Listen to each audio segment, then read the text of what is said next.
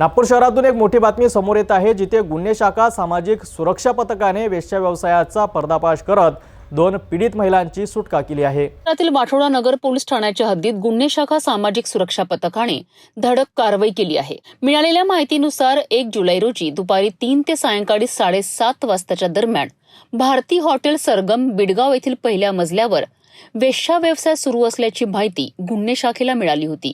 या माहितीच्या आधारे पथकाने छापा टाकला। या छाप्यात पोलिसांनी अतुल संजय भरती व 31 वर्ष राहणार वाठोडा नागपूर शहर या आरोपीला अटक केली आहे।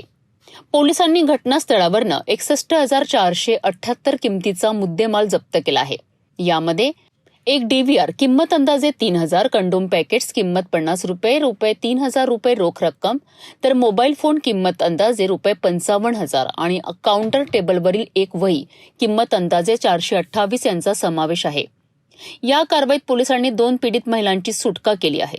आरोपी आणि पीडित महिलांची वैद्यकीय तपासणी करण्यात आली असून पुढील तपास कामी सर्व कागदपत्रे आणि जप्त केलेला मुद्देमाल वाठोडा पोलीस ठाण्याच्या ताब्यात देण्यात आला आहे।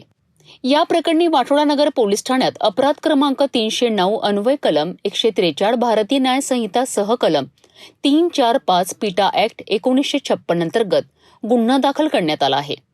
तर पुढील तपास वाठोडा पोलीस करीत आहेत। गुन्हे शाखेच्या या कारवाईमुळे शहरात सुरू असलेल्या अवैध व्यवसायांना आळा बसेल अशी अपेक्षा आहे। या आणि अशाच बातम्यांसाठी पाहत रहा सिटी न्यूज।